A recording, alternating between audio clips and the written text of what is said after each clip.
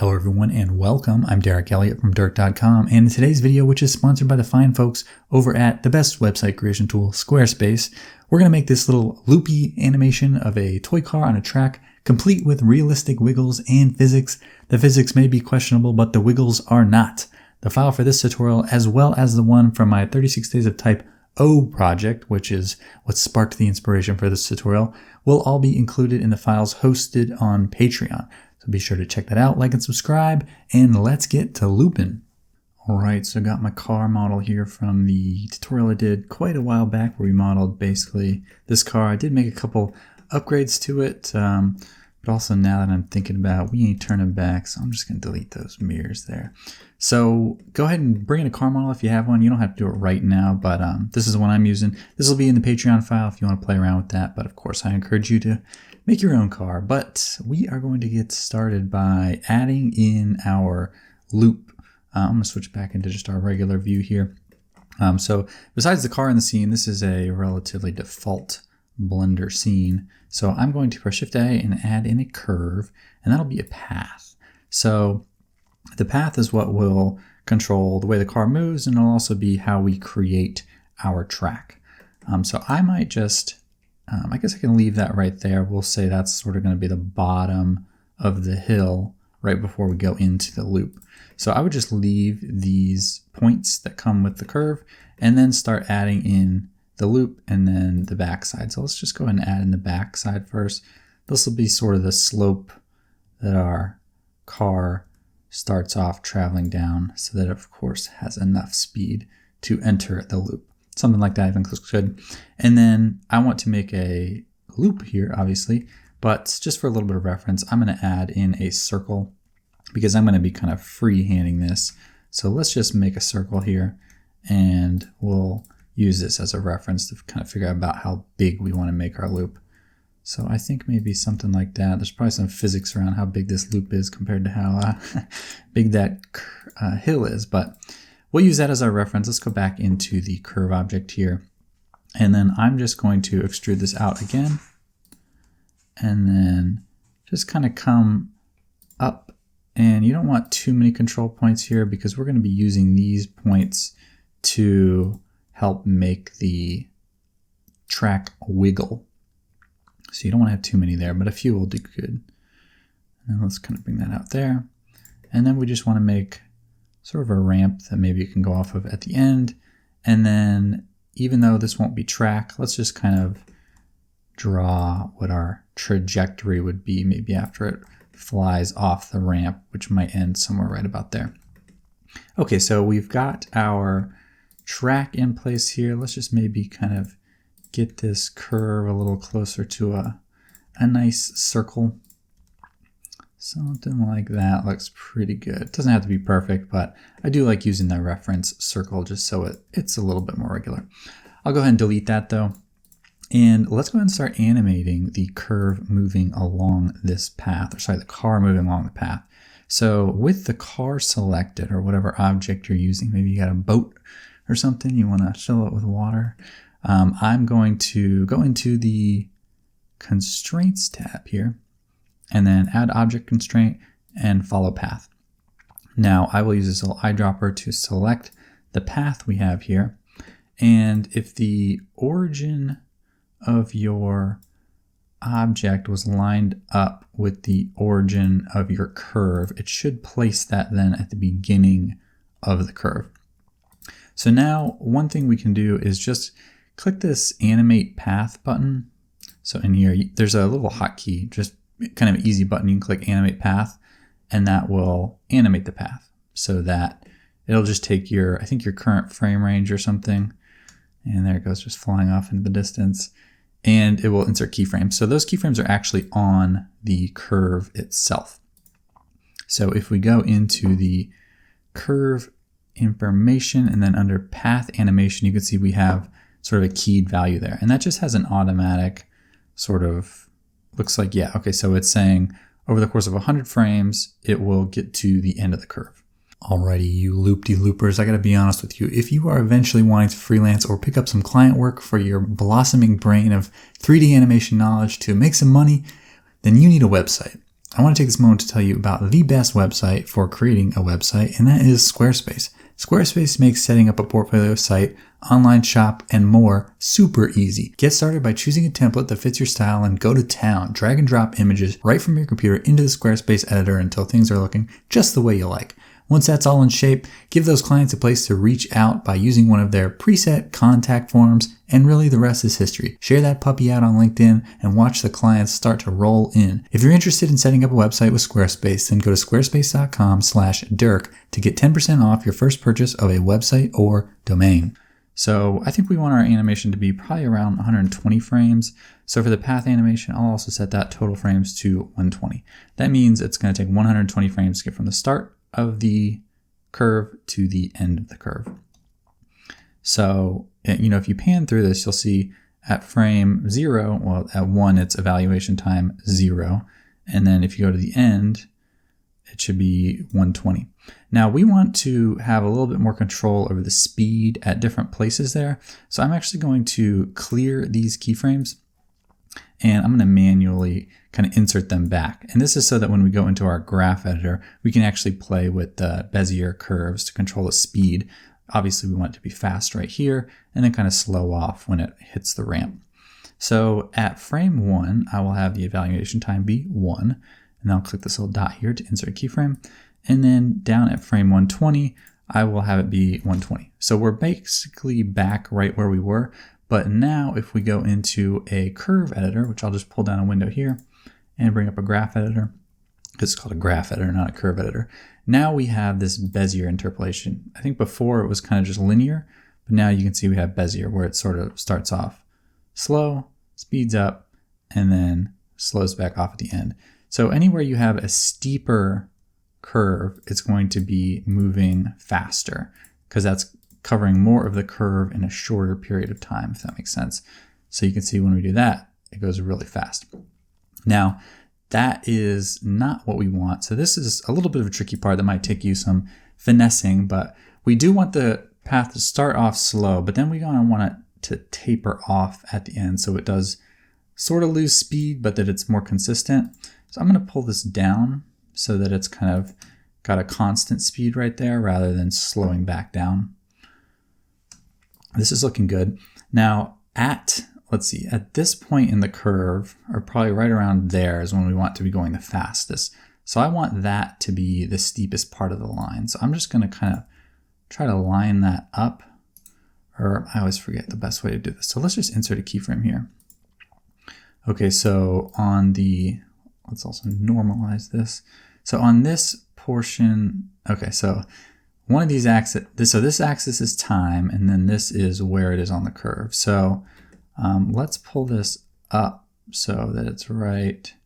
So there is going to be the steep part. Yeah, right there is going to be steep. And then let's just see how this looks now. That's pretty good. And obviously we want the curve to follow, or the car to follow the curve. So let's click follow curve. And then you might need to play with your forward axis. Okay, so that's looking pretty good. Let's adjust these curves just a little bit more. So I want it to start off, I guess actually that's pretty good. But play with these curves as much as you want just to get the motion kind of feeling right. Something like this I think is working pretty good for me. I don't want to spend too much time on that, but spend as much time as you need getting the motion looking right. I think we're in a pretty good place right now though. So with that together, I want to go ahead and add in some actual geometry to this track so that it's not just a curve. So the way I'll do that is in the curve settings again, under geometry, you can select a bevel object, which will be like an object that's kind of swept along the path. So if we set that to object, this object will need to be a curve. So I am going to press Shift A and not a curve. I'm actually gonna do a mesh just because it's gonna be easier to kind of model the shape I want. So I just added in a plane there. I'm gonna delete this edge and then just scale this on the Y-axis. I'm just making the profile for our track here. So let's select those two and maybe just bring that out a little bit. Kind of going for a Hot Wheels style. Hopefully I don't get copyright strike for using that word, but yeah, that's kind of what we're going for if you ever played with something like that as a kid.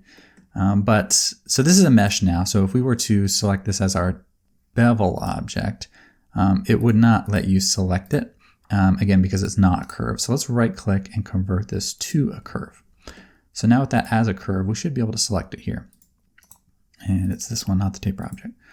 Okay, so there it is. We've got this object serving as our our profile. So let's get the width and everything right. It looks like we can go a little bit narrower. So you can scale this in object mode or edit mode, but usually I like to make sure they scale as one. So I'm going to tab into edit mode on the curve and just scale that down until it's right about the right size. Something like that I think looks pretty good. Now, for some reason you can't shade this smooth, or it is shaded smooth. So if you shade it flat, we'll get those nice corners again, but we do want it shaded smooth.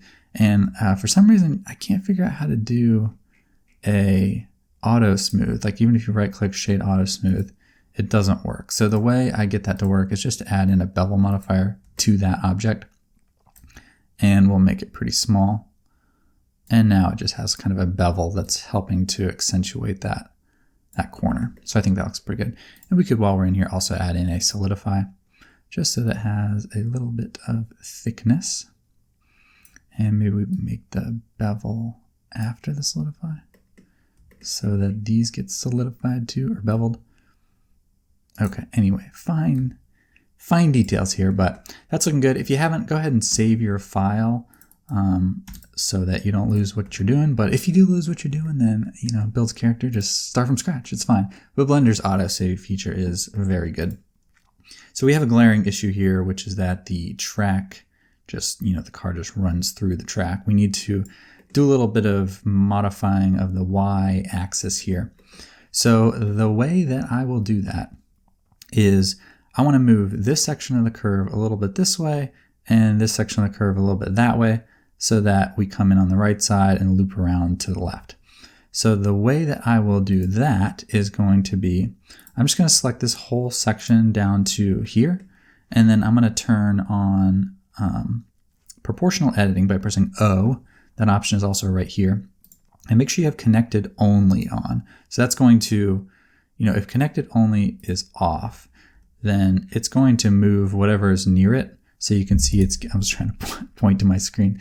It's getting this area too, and we don't want that. So if you do connected only, then what it would do, it would have to be a big enough effect area to make it around this loop. So now when we move this, it's not affecting that until we get a lot bigger. So let's just do this again, and then GY to grab that on the Y-axis a little bit. Something like that I think should be good. And then let's kind of do the same thing here where I'm going to select another big section of the curve and then bring this out on the Y just until it kind of goes around like that. So it kind of ends up right next to it. Okay, so that is looking much better. We have some new issues now that the curve is it's not staying flat like we'd prefer it to. Of course, you can have it be curved if you want. And if you followed my racing cars tutorial where we did some similar things, you would see that, it's kind of fun to do bank turns and things like that. But I want to flatten this back out. So the way that I will do that is to control this tilt value. So this will allow us to kind of tilt the curve, as you might think. So I'm just going to go into my side view here and then kind of just adjust the tilt on those ones that are selected until it's sitting a little bit more flat. And maybe we bring this up just a tad so it's kind of sitting in the right place. And then we can bring this up too, just so that those are in the right place. Hopefully that didn't throw off our shape too much. A little bit. Maybe let's bring this up a little bit.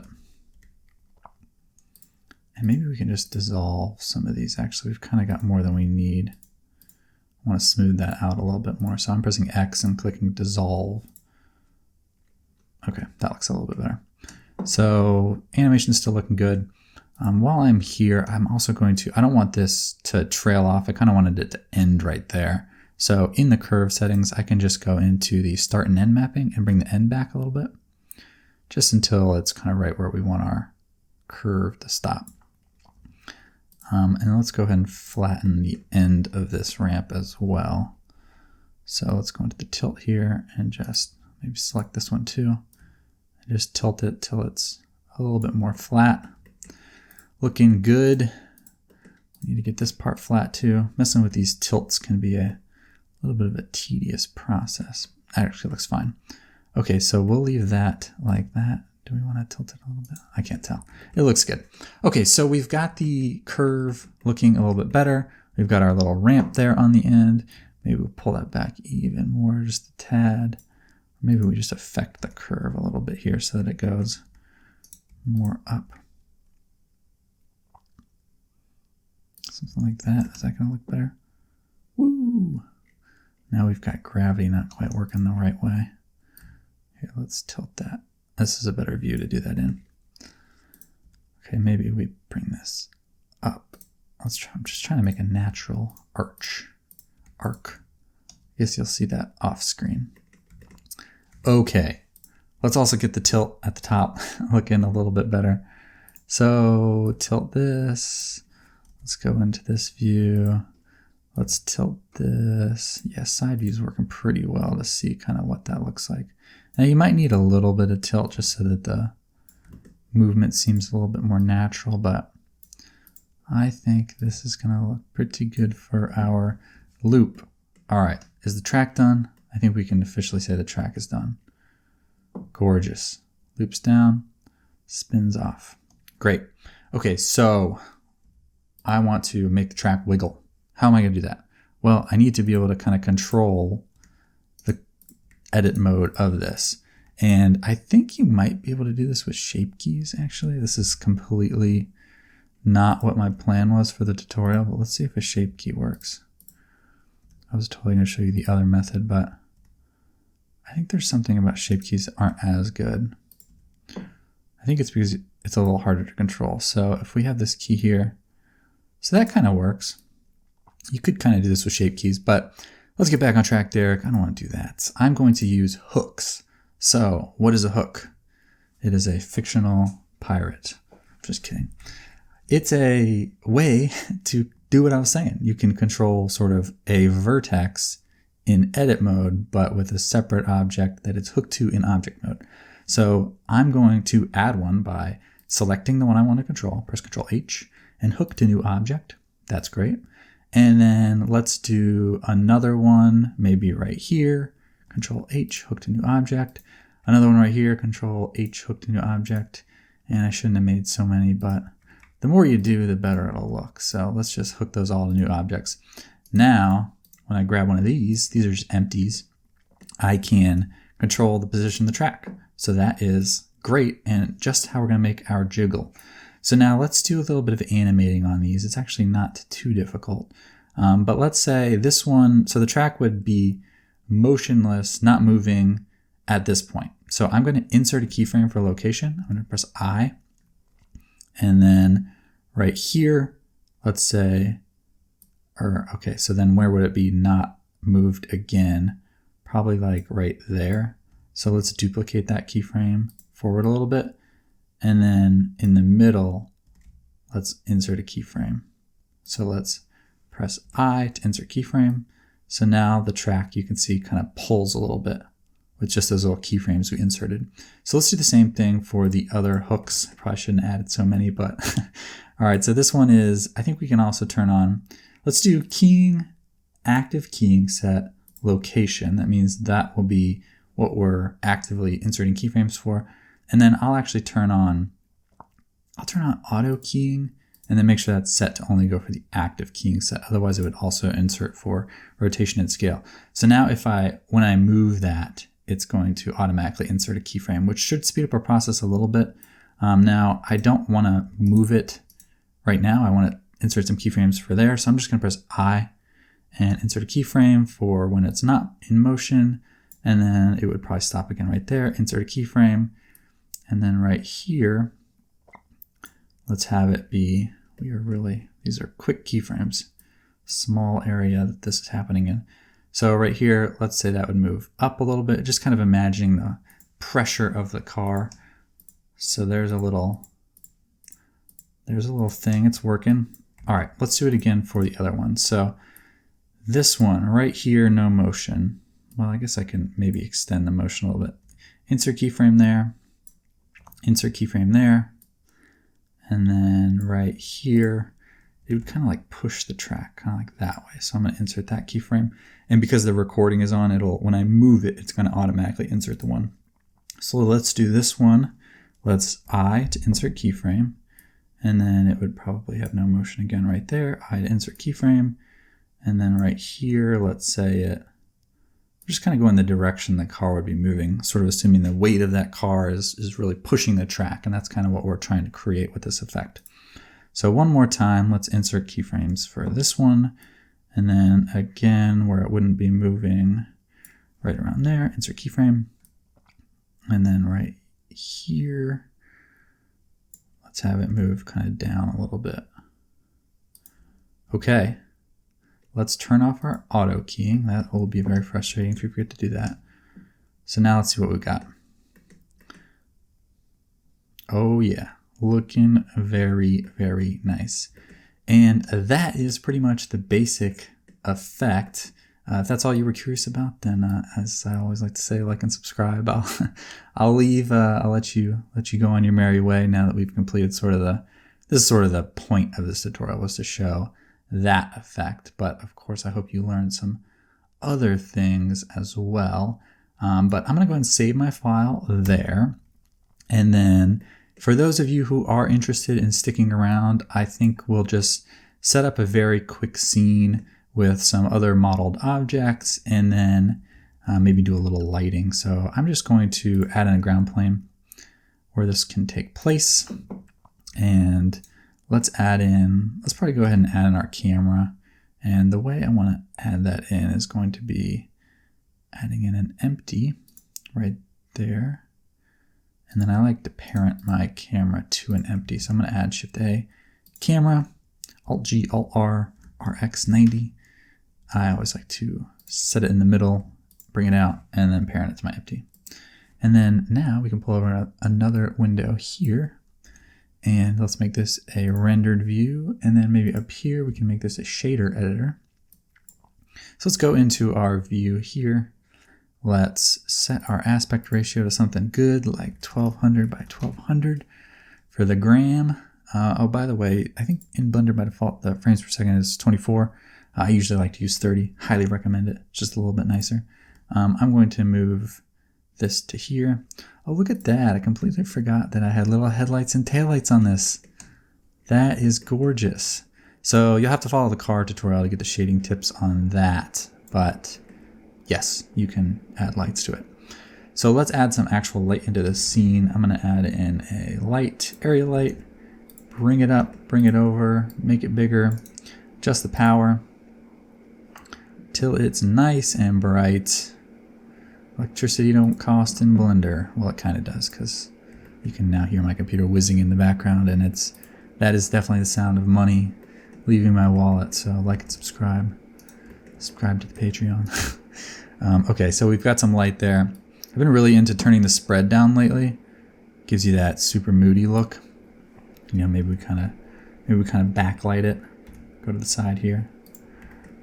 Oh yeah, looking real nice. Let me bring that spread back up a tad. Let's get our camera view set up so we actually know what we're going to be looking at. You kind of want to have your camera figured out, sort of, before you go too crazy with the lighting. Now I want to be able to see, though. I don't want to be able to see the loop. I guess we could have the camera like follow it. Nah, let's just zoom out a little bit more. Now the advantage of using the empty setup I do here is that to zoom out, I can just control this Y value. Maybe we have that be 150 focal length. So you don't get quite so much perspective in there. And maybe for our background, we need like a little bit of like a wall or something. A pseudo hill, if you will. cool. We're not gonna worry too much about the background. Why don't we do sort of something like I had previously done with that old project? Let's do a deep, deep dark blue. Let's make this rough.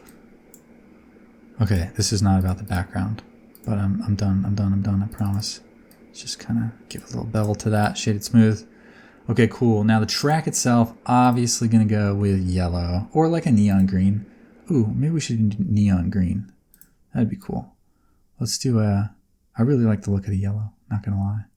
Let's do yellow, okay. So I'm just gonna pick a color there.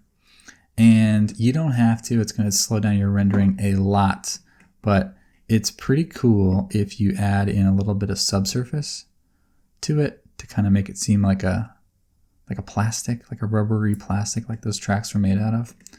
And you could turn the roughness down a little bit if you want it to be kind of shiny. Oh yeah, look at that nice warm plasticky track ready for action. Okay, don't forget to save your file, especially when you're doing the rendering stuff. Let's add in a couple just little objects. Maybe I don't even know if we'll see this, but a cube for the track to start off on. Something like that. Okay, so it has a starting point. Yep, and that's totally off the screen. Wasted time. I'm still gonna edit it. Maybe I don't know what we do with the camera. I think I'm not gonna mess with that. Let's set a render border here. So we're just looking at the action. Play through. Woo. Cool. Okay. Other details. Oh, one thing that looks really cool if you're specifically going for the look of the shall not be named manufacturer of small vehicles.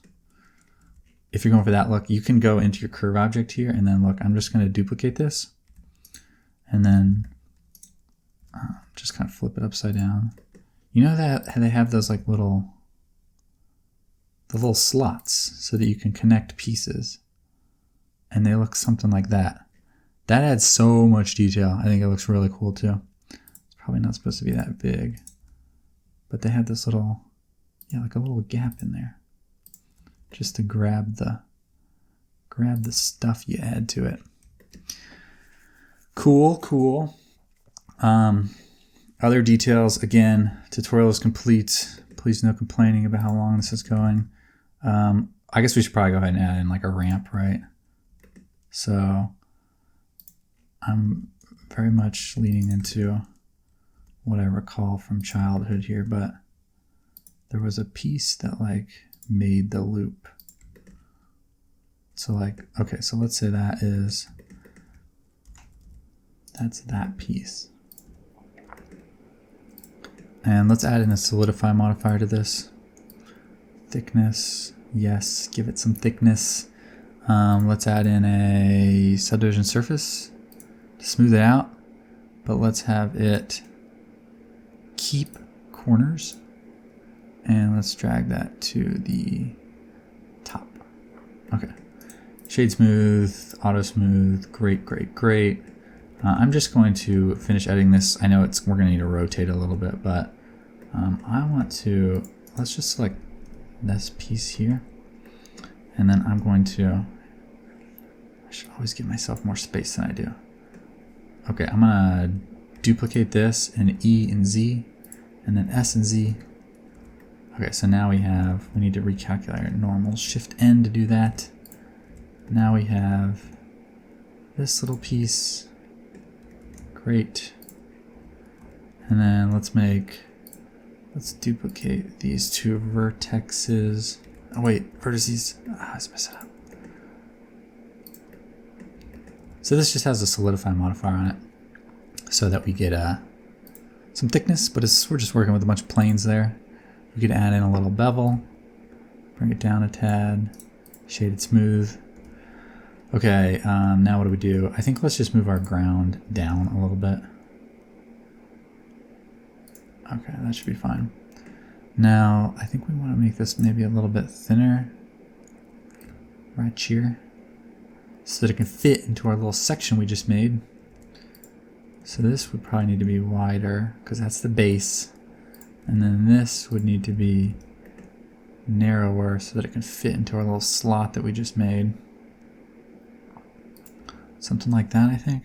Okay, now in object mode, so that if I need to edit it, I can rotate it again. We can just drop this in there. So yeah, the reason I'm doing this rotation in object mode is so that if I need to edit it like straight on, I can just press Alt-R to reset the rotation. Okay, so this is not totally lining up, but then you would want to go in and completely mess it up. Something like this. Bring this down. Bring this down. I'm just really freeballing here, but showing you how you might add some details. Okay, I think that looks solid. Now, yeah, this is kind of behind the camera, so you don't really see it. Or behind the track. Now let's make sure when it comes up here, of course. Okay, so we got ourselves more problems. Let's just bring this all down. It's behind, so you don't see it. We just need to make sure it doesn't intersect. Okay. All right. Now this definitely needs to be red. That definitely needs to be red. That looks good. Let's see if we can just Alt-D to duplicate it over here. Wow, look at that. Almost first try. Okay, okay. Is this good? Is that going to intersect? Of course it is. Now this one you do actually have to get a little bit more accurate. Oh wait, I did Alt-D. That's plane 4. Plane 3, okay. I was going to make some edits to it, so I need to make sure it's not a linked duplicate.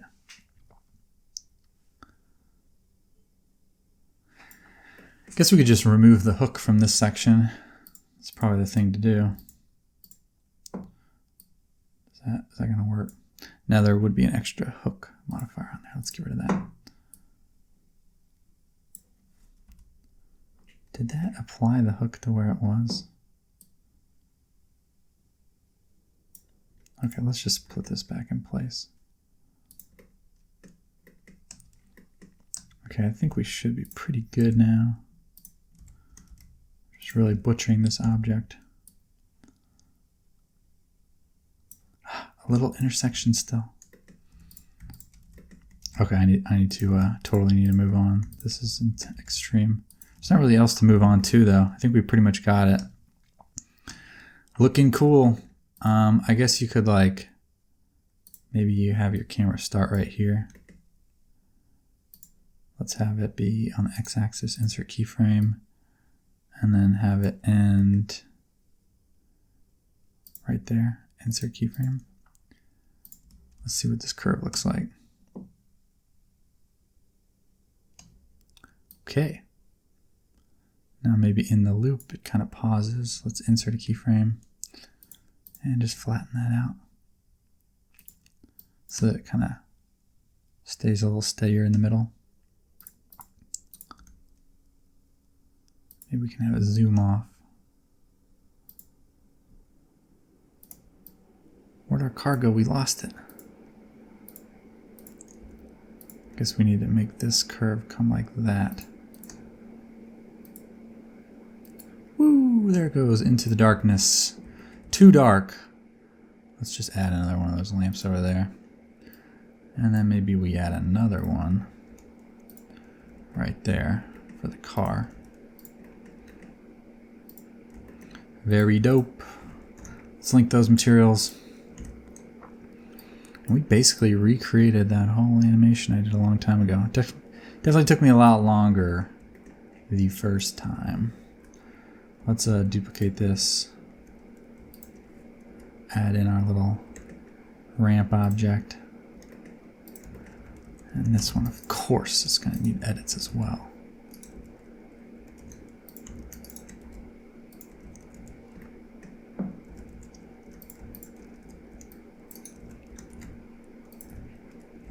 Okay. Whee! be cool to add a little hook if it like kind of bent. There's a little weight on the end there. Not going to do that, but you know how to do it now. You would add a hook just like we did before. Watch out for Tinkerbell. Stupid. Anyways, I'm going to put this file in the Patreon. You can play with as much as you want. And you know what? I'm feeling nice. I'm going to put the model from my 36 Days of Type project in there as well. The one with just the loop. I won't put the car model in there, but I'll put like an empty so you could parent your own car model to it if you wanted to re-render it. Because I'm not sure where I got that car from, and I don't want nobody suing me for getting their car out for free on the internet if I paid for it. I think I actually did pay for that one. It was like a Ford GT. I don't know why I bought it. Never ended up using it. But until that post.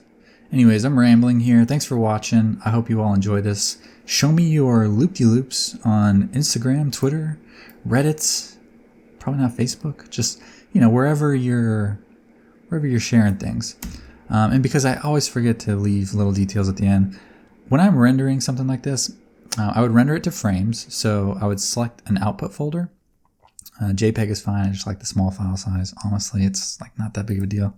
And for samples, something like this, the subsurface scattering would take a little bit, but you would probably get by with like 200 samples and then denoising on. I'm rendering at GPU. This would probably render pretty quick. But anyways, we'll leave it at that. Like and subscribe. Thank you for watching. Thanks to Squarespace for sponsoring the video. And we'll see you next time. Like and subscribe, Patreon, blah, blah, blah. Share. I love you. Goodbye.